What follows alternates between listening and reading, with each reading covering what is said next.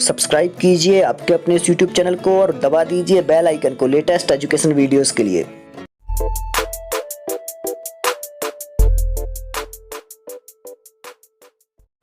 मित्रों, इस वीडियो में हम संस्कृत व्याकरण से संबंधित प्रश्नों का अध्ययन करेंगे और कुछ प्रश्न हिंदी में भी दिए हुए हैं और कुछ प्रश्न संस्कृत में भी दिए हुए हैं और ये पुराने पेपर्स जो हुए हैं उनके ये प्रश्न हैं तो और भी ज़्यादा महत्वपूर्ण हो जाते हैं। और आप लोग पहली बार यदि इस चैनल से जुड़े हैं तो चैनल को सब्सक्राइब कर लें और अपने मित्रों को भी शेयर करें जिससे उनके पास भी ये वीडियोस पहुंचते रहें। चलिए चलते हैं। निम्नलिखित वर्णों में से किस वर्ण का उच्चारण स्थान दंतोष्ठ है? क्या कह रहे हैं? उच्चारण स्थान दंतोष्ठ बताना है कि किन वर्णों का है या फिर किस वर्ण का है। ऑप्शन में वा दिया है, म दिया है, प दिया है और क दिया है। क्या होगा सही उत्तर? तो जो दंतोष्ठ उच्चारण स्थान है ये वा का है, वा। तो जो पहले नंबर पे है ये होगा सही। और दंतोष्ठ वकारस्य दंतोष्ठम, ये आप लोगों ने पढ़ा होगा, सूत्र है जिसमें माँ का उच्चारण स्थान जो यहाँ पर माँ दिया हुआ है तो माँ का उच्चारण स्थान तो ओष्ठ है। पा का उच्चारण स्थान जो पा दिया है उसका भी ओष्ठ है और जो का है का उच्चारण स्थान कंठ होता है। तो इस प्रकार से जो वा दिया है ये रहेगा सही उत्तर। आगे चलते हैं। अगले प्रश्न पर दिया हुआ है माहेश्वर सूत्रों में निम्न में से कौन सा वर्ण सूत्रांत में 2 बार प्रयोग हुआ है? क्या कह रहे हैं? माहेश्वर सूत्रों में निम्न में से कौन सा वर्ण सूत्रांत में 2 बार प्रयुक्त हुआ है? तो कौन सा वर्ण है? लृ वर्ण है, च वर्ण है, सा वर्ण है, यणा वर्ण है। तो सही रहेगा डी। जो डी नंबर पे णा दिया है ये होगा सही। माहेश्वर सूत्र आप लोगों को पता ही है, इनकी संख्या 14 होती है और अ ई उ णा एक तो यहाँ पर और एक लण प्रत्याहार है ल ण ये वाला, तो वहाँ पर भी णा तो 2 बार आता है। जबकि जो यहाँ पर ला दिया हुआ है, चा दिया हुआ है, स दिया हुआ है तो इनका जो ये जो वर्ण हैं सूत्रांत में 1 बार ही प्रयुक्त होते हैं। तो सूत्र के अंत में पूछा था तो ये 2 बार प्रयुक्त होता है और ये सारे के सारे 1 बार प्रयुक्त हुए हैं। तो जो णा दिया है ये होगा सही उत्तर। आगे अगले प्रश्न पर चलते हैं। संस्कृत वर्णमाला में मूल स्वरों की संख्या कितनी है? संस्कृत वर्णमाला में मूल स्वरों की संख्या आपको यहाँ पर बताना है कि कितनी है। ऑप्शन में 5 है, 4 है, 7 है और 11 है। तो मूल स्वर कितने हैं? 5 होते हैं मूल स्वर। कितने होते हैं मूल स्वर? 5 होते हैं। और अ, ई, उ, री और लृ, ये इस प्रकार से तो 5 मूल स्वरों की संख्या है। आगे अगले प्रश्न पर चलते हैं। निम्न में से कौन संयुक्त व्यंजन है? संयुक्त व्यंजन बताना है कौन सा है। ऑप्शन में खा दिया है, ज्या दिया है, झा दिया है और भा। तो संयुक्त व्यंजनों के बारे में आपको पता ही होगा कि कितने संयुक्त व्यंजन हैं। तो एक तो क्ष क्षत्रिय वाला है और एक त्रा है, तो इस प्रकार से और एक ज्या है। और ये जो बनता है जो क्ष है तो ये क और श से मिलकर के बनता है और ये जो है ये त और र से मिलकर के बनता है, दोनों हलंत हैं। और ये जो है ज्या तो ये अलग से ज्या और या से मिलकर के बनता है, ज्ञा होता है ये। और एक और होता है सा भी होता है, सा और रा से मिलकर के बनता है ये श्रा। एक ये भी संयुक्त वर्ण के अंतर्गत आता है। तो ये आप लोग जो वर्ण ये मिलकर बनते हैं इनको भी एक बार देख लें, ये भी कई बार प्रश्नों में बीच में टकरा जाते हैं। तो यहाँ पर जो दिया है ये ज्ञा जो है ये रहेगा सही उत्तर। आगे अगला प्रश्न है गा व्यंजन है। तो जो गा व्यंजन है ये क्या है? अंतस्थ व्यंजन है, ऊष्म व्यंजन है, स्पर्श व्यंजन है या फिर संयुक्त व्यंजन है? तो गा कौन सा व्यंजन है बताना है आप लोगों को। आप लोगों ने पढ़ा होगा कादयो मावसाना स्पर्शाह, मतलब का से लेकर माँ तक के वर्ण ये स्पर्श वर्ण कहे जाते हैं क्योंकि इन वर्णों का उच्चारण कैसे होता है? जिह्वा से होता है। और जो ऊष्म वर्ण हैं श, स, श, सा और हा ये ऊष्म वर्ण कहलाते हैं। और अंतस्थ के बारे में तो आपको पता ही है, यरो अंतस्था जो यहाँ पर दिए हुए हैं क्रमशः एक एक ऊष्म वर्ण स्पर्श वर्ण, संयुक्त व्यंजन, तो इसके बारे में हम चर्चा कर रहे हैं। और अंतस्थ यरो अंतस्थाः या व र ल ये अंतस्थ वर्ण हैं, तो इस प्रकार से। और संयुक्त व्यंजन का आपको पता ही है, का और श। तो यहाँ पर गा व्यंजन है, क्या है ये? स्पर्श व्यंजन है। क्या होगा सही उत्तर? जो सी नंबर पे दिया हुआ है ये रहेगा सही। आगे ऊष्म व्यंजन है। ऊष्म व्यंजन कौन से हैं ये बताने हैं। तो विकल्प में या व र ल दिया है, च छ ज झ या दिया है, प फ ब भ म दिया है, स श स ह दिया है। तो यहाँ पर जो ये विकल्प दिए हुए हैं, इन विकल्पों में जो ऊष्म व्यंजन हैं वो कौन है? स, श, स और ह, ये ऊष्म व्यंजन हैं। और ऊष्म व्यंजनों का जो उच्चारण है वो केवल घर्षण से होता है, आप लोगों को पता है। तो इस प्रकार से सही क्या रहेगा? जो डी नंबर पे दिया है ये 4 वर्ण रहेंगे। आगे अंतस्थ वर्ण हैं। अंतस्थ वर्ण कौन कौन से हैं? अंतस्थ वर्ण हैं कौन कौन से हैं? अंतस्थ वर्ण ऑप्शन में क्रमशः वही के वही ऑप्शन लगभग दिए हुए हैं, जो कि स श स हा दिया है, या वाला दिया है, क्ष त्रज्ञा दिया है, क ख ग घ दिया है। तो अंतस्थ वर्ण के बारे में पूछा है, बी नंबर वाला सही रहेगा। और कुछ इसके बारे में थोड़ी सी और जानकारी भी अपन साथ में लेते जा रहे हैं, और जो मैं जानकारी देता हूँ वो भी आप लोग ध्यान से सुना करें, क्योंकि उसमें भी बहुत सारे प्रश्नों का अर्थ छुपा हुआ होता है, बहुत सारे प्रश्न होते हैं। देखिए अंतस्थ वर्ण या व र ल कहलाते हैं, और ये चारों व्यंजन अर्ध स्वर कहलाते हैं। ये भी आपको याद रखना है, क्या कहलाते हैं? अर्ध स्वर कहलाते हैं ये व्यंजन। क्या कहलाते हैं? अर्ध स्वर। क्योंकि अंतस्थ वर्ण का उच्चारण जीभ, तालु, दांत और ओष्ठ के आपस में टकराने से होता है, या फिर कहें सटाने से होता है, टकराने ना कहें, आपस में सटाने से होता है। तो इस प्रकार से तो अंतस्थ जो हैं ये या व र ल हैं। आगे स्पर्श व्यंजनों के वर्ग हैं। स्पर्श व्यंजनों के वर्ग कौन हैं? तो स्पर्श व्यंजनों के वर्ग पूछे हैं, कौन है स्पर्श व्यंजनों के वर्ग? कादयो मावसाना स्पर्शाः। तो इस सूत्र के अनुसार का से लेकर के मां तक के वर्ण स्पर्श वर्ण होते हैं, और इनमें भी क वर्ग हुआ, च वर्ग, ट वर्ग, प वर्ग, तो इस प्रकार से मिला करके 25 वर्ण होते हैं। कितने? तो जो विकल्प बी दिया हुआ है 5, जो स्पर्श व्यंजनों के वर्ग पूछा है, तो वर्ग में अपन को 5 ही लगाना है, ये रहेगा सही। अक प्रत्याहार के अंतर्गत कौन कौन से वर्ण आते हैं? अगला और महत्वपूर्ण प्रश्न दिया है, अक प्रत्याहार के अंतर्गत कौन कौन से वर्ण आते हैं?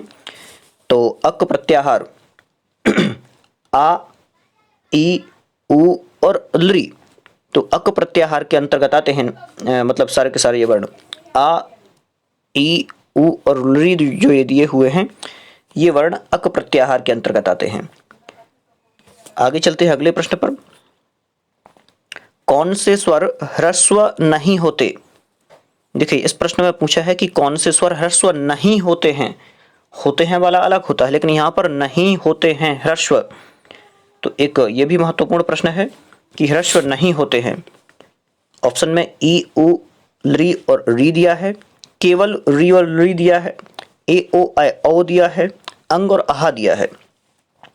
तो जो सी रहेगा ये होगा सही उत्तर। ए, ओ, ऐ और औ जो ये स्वर दिए हुए हैं इनके ह्रस्व नहीं होते। ये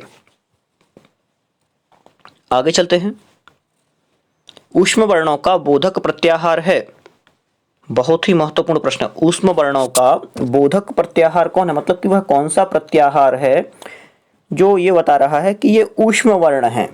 कौन सा प्रत्याहार है ये आपको बताना है। तो आप लोगों ने पढ़ा ही होगा सल ऊष्माणाम। तो जो सल प्रत्याहार के अंतर्गत वर्ण आते हैं वो ऊष्म वर्ण कहलाते हैं, और ऊष्म वर्णों का जो बोधक प्रत्याहार है ये शल प्रत्याहार है। और सल प्रत्याहार के अंतर्गत जो वर्ण आते हैं, एक तो स्टार्टिंग से ही अपन देख लें, स, श, सा और हा, ये, जबकि जो यहाँ पर दिया हुआ है ऑप्शन में यण प्रत्याहार, यण प्रत्याहार में आपको पता ही है या, व, र, ला ये आते हैं, और जो हस प्रत्याहार थोड़ा सा लंबा है, क्योंकि हाया वाराटा ये वाले सारे के सारे चलेंगे। तो हाया वाराला ये रहेंगे, इसके बाद में या मंगड़ा नामा ये भी रहेंगे, या मंगड़ा ना, फिर झ भा घ ढ ध श ये सारे के सारे, तो ये हस प्रत्याहार के अंतर्गत आते हैं। और अगला दिया है जश प्रत्याहार। यहाँ अस ना करें, जस कर लें, क्योंकि कभी कभी टाइपिंग मिस्टेक भी होती है, कई बार तो भी गलत हो जाता है, क्योंकि इसके पहले गलत हुआ था एक और क्वेश्चन, जो मैंने पिछले बार वीडियो ही हटाया, उसको मैं फिर से अपलोड कर दूंगा एक क्वेश्चन ठीक करके। तो जस प्रत्याहार के अंतर्गत जब गण द ये सारे के सारे वर्ण रहेंगे जस प्रत्याहार के अंतर्गत। तो यहाँ जो सही रहेगा ऊष्म वर्ण ये सल ऊष्माणाम। आगे चलते हैं। माँ कौन सा वर्ण है? जो म वर्ण दिया हुआ है, ये म वर्ण कौन सा वर्ण है ये आपको बताना है। म वर्ण के बारे में पूछा है, कौन सा वर्ण है? स्पर्श वर्ण है, अंतस्थ वर्ण है, ऊष्म वर्ण है या संयुक्त वर्ण है? तो ए रहेगा सही उत्तर। जो म वर्ण है स्पर्श वर्ण है, स्पर्श वर्ण है। आगे अगले प्रश्न पर ए ओ ऐ औ, या फिर कहें ए और ऐ केवल पूछा है। ए और ऐ का उच्चारण स्थान क्या है? केवल दोनों ही पूछे, ऐ और नहीं है, केवल दोनों ही हैं। ए और ऐ का उच्चारण स्थान आपको बताना है, क्या रहेगा इनका उच्चारण स्थान? तो बी नंबर पे जो दिया हुआ है कंठ तालु, बिल्कुल आसान था, आप लोगों ने सूत्र सारे के सारे याद किए होंगे इसके। तो ए और ऐ का उच्चारण स्थान जो है ये कंठ तालु है। और इसी प्रकार से जो कंठोष्ठ दिया है, कंठोष्ठ में तो ओ और औ आते हैं, और दांत और ओष्ठ दंतोष्ठ जो दिया हुआ है, दंतोष्ठ में कौन कौन से होते हैं? तो वा का उच्चारण स्थान दंतोष्ठ से होता है। मूर्धा, ऋतु रसाणाम मूर्धा, री र ट ठ ड ढ ण और स, तो इस प्रकार से होते हैं। तो यहाँ कंठ तालु रहेगा सही। आगे अंतस्थ वर्णों की कुल संख्या कितनी है? केवल यहाँ पर संख्या पूछी है अंतस्थ वर्णों की, या व रा और ला, तो कितनी हो गई? 4। आगे चवर्ण का उच्चारण स्थान क्या है? चवर्ग का, या फिर कहें चवर्ण का पूछा है, केवल चवर्ण का उच्चारण स्थान क्या है? तो चवर्ण का उच्चारण स्थान जो सी नंबर पे दिया हुआ है इचु यसानाम तालु, तो तालु इसका उच्चारण स्थान है, ये रहेगा सही उत्तर। जिसमें ई और चवर्ग, इसके अलावा जो स दिया हुआ है उसके ये भी आता है तालु के अंतर्गत। आगे निम्नलिखित में से किसे या किन्हें संस्कृत व्याकरण में कारक नहीं माना जाता है? देखिए एक महत्वपूर्ण प्रश्न है, किसे कारक नहीं माना जाता है ये आपको बताना है। तो क्या रहेगा सही उत्तर? संबंध को। जो संबंध कारक है ये कारक नहीं माना जाता, क्योंकि इसका सीधा संबंध नहीं होता है कर्ता के साथ सीधा संबंध नहीं होने के कारण से। तो और ये एक और चीज़ है, संस्कृत में जब ये कहें कि संस्कृत व्याकरण में संबंध को कारक नहीं माना जाता, जबकि जो संप्रदान और संबोधन हैं इनको कारक माना जाता है। यहाँ पर जो ऑप्शन में दिए हैं तो क्रिया के साथ सीधा संबंध ना होने के कारण से तो ये अलग से कारण है, लेकिन यहाँ जो सीधा अपन को उत्तर देखना है तो ये जो संबंध दिया है, संबंध कारक आपको याद रखना है। रीजन कभी नहीं पूछा जाता, केवल यही पूछा जाता है कि कौन सा कारक है वो। आगे चलते हैं अगले प्रश्न पर। कौन स्वर ह्रस्व नहीं होता है? क्या कह रहे हैं? कौन स्वर ह्रस्व नहीं होता है? तो ह्रस्व नहीं है पूछा है, तो यहाँ पर जो वर्ण दिए हुए हैं इनके ह्रस्व होते हैं। और जो डी नंबर पे दिया हुआ है ओ, तो ओ का ह्रस्व नहीं होता है, तो ये रहेगा सही उत्तर। जो ओ दिया हुआ है ये होगा हमारा सही उत्तर। ओ स्वर का ह्रस्व नहीं होता है। आगे डा का उच्चारण स्थान है, डा का उच्चारण स्थान बताना है। तो डा का मूर्धा, ऋतु रसाणाम मूर्धा होता है, तो मूर्धा के अंतर्गत डा भी आता है, टा ठा डा, क्योंकि टवर्ग आएगा ऋतु, इसलिए जो डी नंबर पे दिया हुआ है मूर्धा ये रहेगा सही उत्तर। आगे चलते हैं। माहेश्वर सूत्रों की संख्या है, माहेश्वर सूत्र जो है, माहेश्वर सूत्रों की संख्या कितनी है ये आपको बताना है।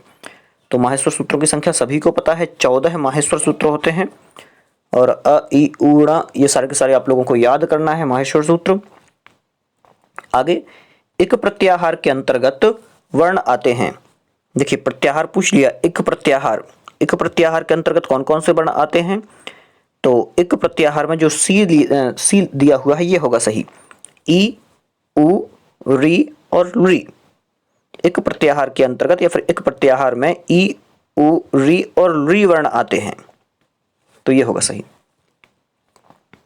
आगे वसंत ऋतु, वसंत ऋतु में कौन सी संधि है? एक महत्वपूर्ण संधि है ये और कई बार पूछी जाती है। तो बी नंबर पे जो गुण संधि दी हुई है ये होगा सही उत्तर। वसंत ऋतु में गुण संधि होती है और ये कहें कि आद गुणः जो सूत्र है, तो आ या आ के बाद कोई भी स्वर हो, तो आ या आ के बाद कोई भी स्वर हो तो क्या होता है? पूर्व एवं पर के स्थान पर गुण एकादेश हो जाता है, मतलब कि असमान स्वर होना चाहिए। तो वसंत ऋतु, वसंत प्लस ऋतु, तो आद गुणः सूत्र से हुआ है और कौन सी संधि है? गुण संधि है। आगे चलते हैं अगले प्रश्न पर। अंतस्थ वर्ण है, देखिए यहाँ पर अंतस्थ वर्ण पूछे हैं तो सी नंबर वाला रहेगा, यरो अंतस्था जो है य व र ल, तो ये होगा सही उत्तर जो सी नंबर पर दिया हुआ है, यण वर्ण। आगे चलते हैं, किन वर्णों की परस्पर सवर्ण संज्ञा की गई है? किन वर्णों की परस्पर सवर्ण संज्ञा की गई है, तो कौन से वर्ण है? जो सी नंबर पर दिया हुआ है, री और री, तो इन वर्णों की परस्पर सवर्ण संज्ञा की गई है। आगे चलते हैं, सर प्रत्याहार के अंतर्गत आने वाला वर्ण नहीं है, सर प्रत्याहार के अंतर्गत आने वाला वर्ण नहीं है, कौन सा वर्ण नहीं है? तो जो डी नंबर पे दिया हुआ है र, र सर प्रत्याहार के अंतर्गत आने वाला वर्ण नहीं है। और जो सर प्रत्याहार के अंतर्गत सा और शा वर्ण आते हैं।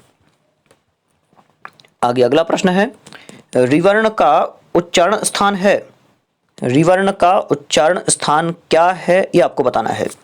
तो बिल्कुल आसान है, ऋतु रसाणाम मूर्धा, बिल्कुल से आसान है ये तो। जो डी नंबर पर दिया है ये रहेगा सही। आगे अगला प्रश्न दिया है, रिवर्ण का उच्चारण स्थान, हाँ सेम ही है ये प्रश्न बिल्कुल, रिवर्ण का उच्चारण स्थान। आगे चलते हैं, संस्कृत व्याकरण में मान्य कारकों की संख्या है, संस्कृत व्याकरण में मान्य कारकों की संख्या कितनी है? तो इनकी संख्या टोटल 6 है।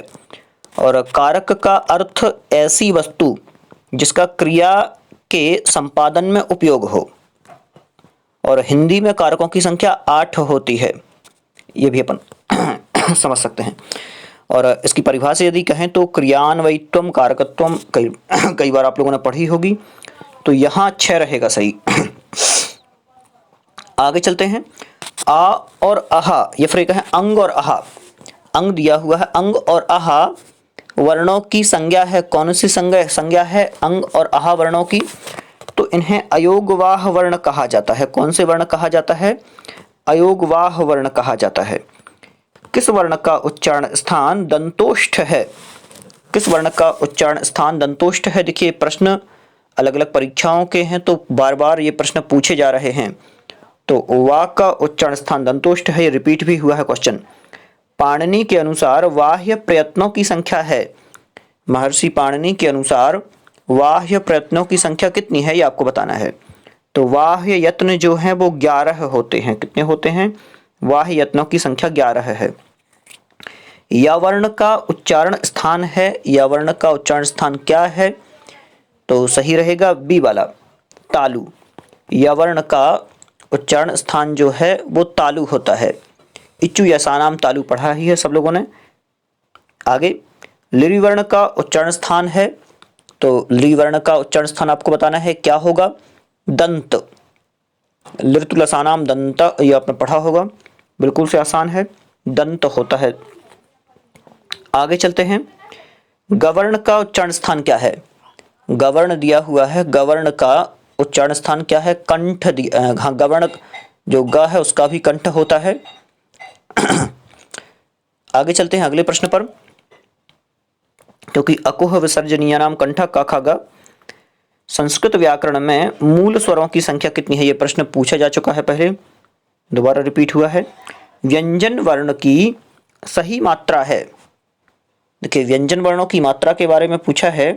व्यंजन वर्णों की सही मात्रा है तो अर्ध मात्रा जो डी नंबर पे दिया हुआ है ये रहेगा सही। आगे चलते हैं। अनुनासिक वर्णों की संख्या कितनी है?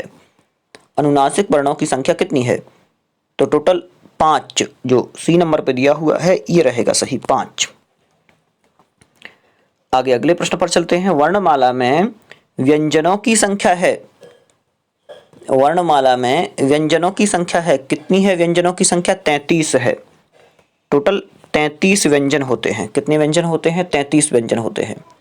और या व र ला जो है या रा लावा होते हैं ये अंतस्थ हैं। सा श सा ह ये ऊष्म वर्ण है, तो ये नॉर्मल है। ठीक है, यहाँ पर व्यंजनों की संख्या टोटल पूछी थी 33। आगे वर्णमाला में वर्ण संख्या है। वर्णमाला में वर्ण संख्या कितनी है? तो 46 है। जो प्रश्न में पूछा है वही अपन को उत्तर देना है, 46 है। आगे चलते हैं। संस्कृत व्याकरण में मूल स्वरों की संख्या कितनी है? ये पहले पूछा जा चुका है प्रश्न। मूल स्वरों की संख्या कितनी है? और अलग अलग परीक्षाओं के हिसाब से पूछे गए हैं, तो मैंने वैसे लिए हुए हैं। तो मूल स्वर 5 होते हैं। आगे हल प्रत्याहार में कितने वर्ण होते हैं?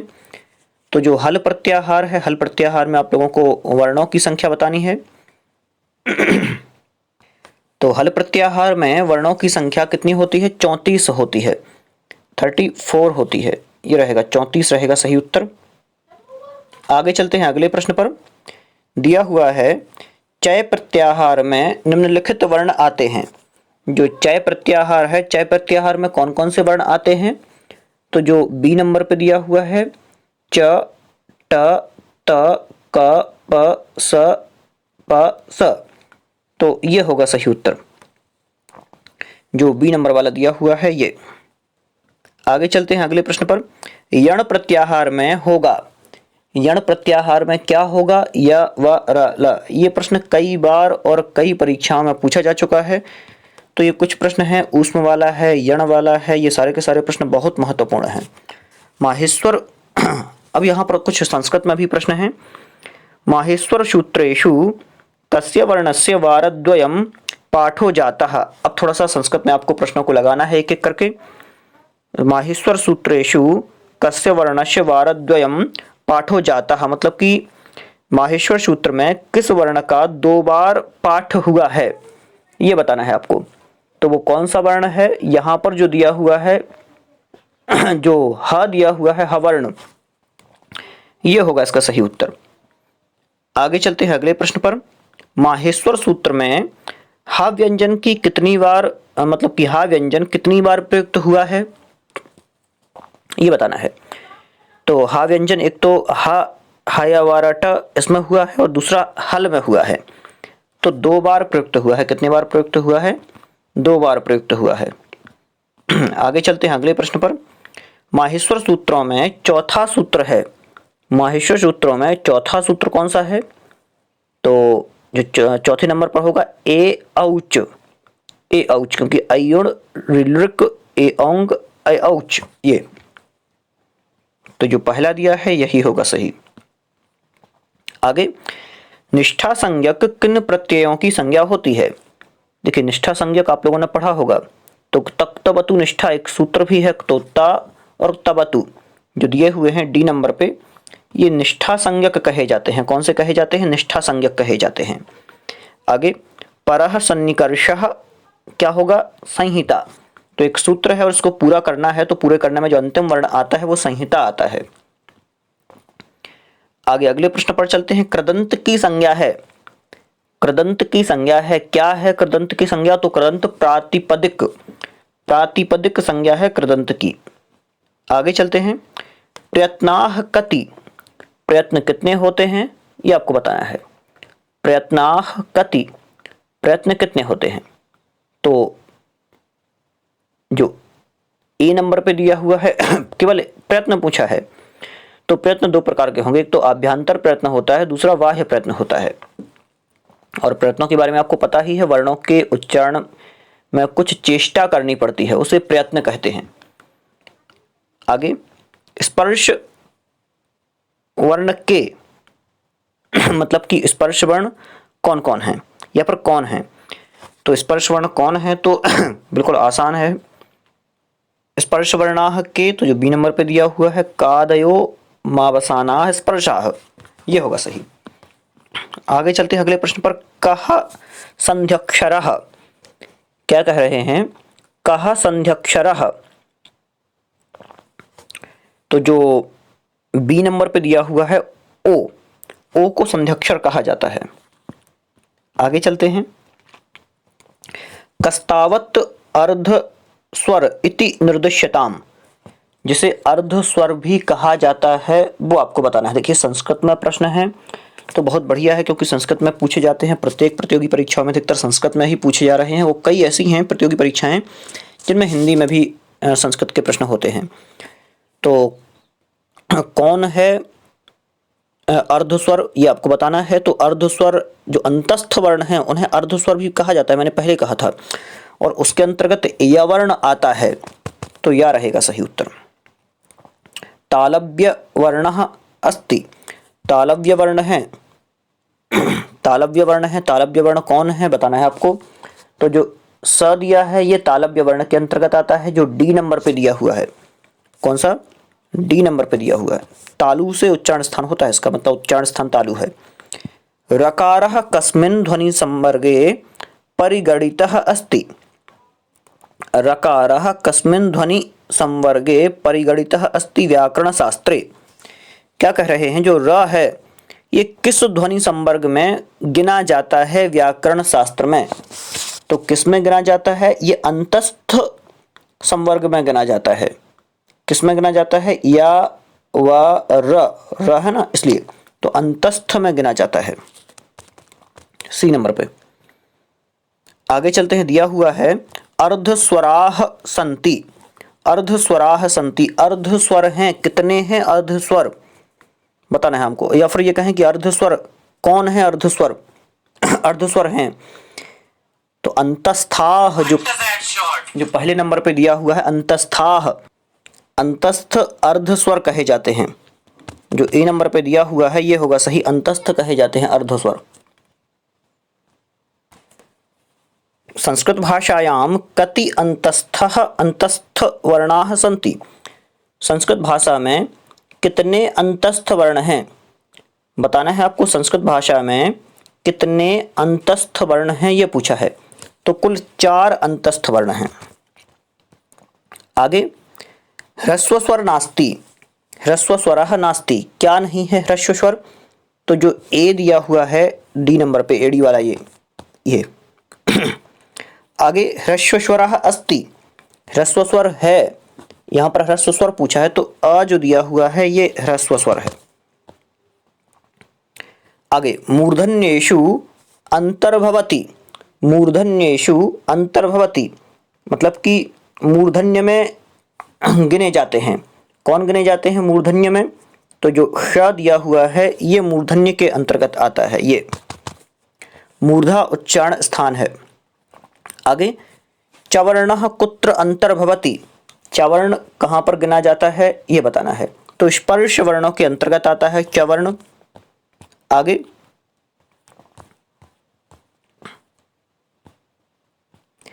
समान स्वर युग्म अस्ति, समान स्वर युग्म है, क्या है समान स्वर युग्म ये आपको बताना है। तो अ और अ जो दिया हुआ है ये समान स्वर युग्म है, ये गलत है क्योंकि आ के साथ ई का संयोग है, यहाँ ऊ दिया है और यहाँ भी ई और ऊ दिया है। आगे चलते हैं। दिया हुआ है स्वतः उच्चारयन्ते, मतलब कि इनका जो स्वतः ही उच्चारित होते हैं वो क्या कहलाते हैं, तो स्वर स्वतः उच्चारित होते हैं। आगे, ए और ऐ वर्णयोः उच्चारण स्थानम भवति, ए और ऐ वर्णों का उच्चारण स्थान है, क्या है ए और ऐ वर्णों का उच्चारण स्थान, तो कंठ तालु, जो ए नंबर पे दिया हुआ है कंठ तालु, ये होगा सही उत्तर। आगे चलते हैं। चवर्गस्य उच्चारण स्थानमस्ति, चवर्ग का उच्चारण स्थान है, क्या है चवर्ग का उच्चारण स्थान, तो बी नंबर पे जो दिया हुआ है तालु, तालु चवर्ग का उच्चारण स्थान है, ये रहेगा सही उत्तर। आगे चलते हैं। कंठ्यवर्णाः सन्ति, कंठ्य वर्ण हैं जिनका उच्चारण कंठ से किया जाता है, उन वर्णों के बारे में पूछा है। बताना है आप लोगों को क्या होंगे कंठ्य वर्ण। जो बी नंबर पे दिया है ये होगा सही, आ, और क, क्योंकि अकोह विसर्जनीयानाम कंठा जो सूत्र है इससे। आगे ऊष्म वर्णाः सन्ति, ये प्रश्न कई बार रिपीट हो चुका है। आगे चलते हैं। अंतस्थ वर्णाः कथ्यन्ते, अंतस्थ वर्ण कहे जाते हैं। कौन से कहे जाते हैं? या वा रा ला। दीर्घ स्वराः सन्ति, दीर्घ स्वर हैं तो कितने हैं? दीर्घ स्वर कौन है?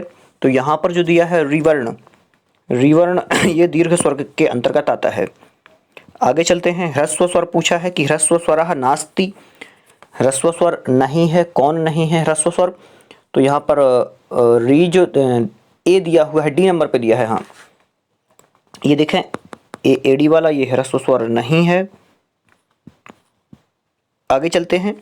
व्यंजन वर्णे कति मात्राः भवति, व्यंजन वर्ण में कितनी मात्राएं होती हैं? तो अर्ध मात्रा, ए रहेगा सही। उपधमानीयः वर्णः अस्ति, उपधमानीय वर्ण कौन है? तो यहाँ पर जो ये प्रश्न थे सामान्य प्रश्न थे, उच्चारण स्थानों से संबंधित, वर्णों से संबंधित। इस प्रकार के ये प्रश्न जो हैं बहुत ज़्यादा पूछे गए हैं, तो इन प्रश्नों को आपको बार बार देख लेना है एक बार। और बहुत सारी प्रतियोगी परीक्षाओं के हैं तो रिपीट भी हुए हैं कई, क्योंकि उन परीक्षाओं में भी रिपीट हुए हैं। उपधमानीय वर्णः अस्ति, उपधमानीय वर्ण कौन है? तो उपधमानीय वर्ण जो यहाँ पर दिया है प उपधमानीय वर्ण है। और आप लोगों को पता ही होगा मेरा सिलेक्शन MP वर्ग 1 में हुआ है, और जहाँ पर मैंने बहुत सारे क्वेश्चन लगाए थे संस्कृत के, तो उन क्वेश्चंस में से ही क्वेश्चंस आए हैं, बहुत ज़्यादा पूछे गए हैं। क्योंकि संस्कृत में क्वेश्चन सीमित हैं और रिपीटेशन बार बार होता है, रिपीट होते हैं क्वेश्चन, तो और भी आसान हो जाता है। यहाँ पर जिह्वा मूल पूछा है। क्या पूछा है? जिह्वा मूलीय वर्णः अस्ति, जिह्वा मूलीय वर्ण होते हैं, या फिर कौन है जिह्वा मूलीय वर्ण है? तो का जो है ये जिह्वा मूलीय है, का जिह्वा मूलीय है। आगे चलते हैं।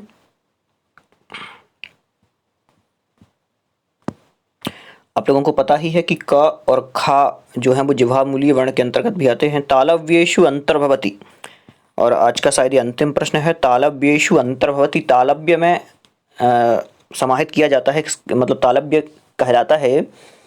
तो जो श दिया हुआ है ये होगा सही उत्तर, डी। तो आज के लिए इतना ही रहने देते हैं। तालव्य वर्ण आपको पता ही है कौन कौन से हैं, आपको उच्चारण स्थान सारे के सारे सीखना है, तो अभ्यास और बढ़िया रहेगा। और ये सीरीज जो संस्कृत व्याकरण की है, इसके भी मैं सारे के सारे वीडियोस डाल दूंगा, तो आपको जो भी प्रतियोगी परीक्षा की तैयारी आप कर रहे हैं सभी में ये काम में आएगा। और आप वीडियोस की प्लेलिस्ट में जा करके, बहुत सारे ऐसे वीडियो हैं जो अनेकों प्रतियोगी परीक्षाओं में एक जैसे चलने वाले हैं, और अपने इस चैनल पे बहुत सारे वीडियोस संस्कृत के डले हुए हैं। तो आप लोग वो वीडियोस देखें जिससे आपका अभ्यास और भी अच्छा हो, और आप ये वीडियो अपने मित्रों को भी शेयर करें। बहुत बहुत धन्यवाद।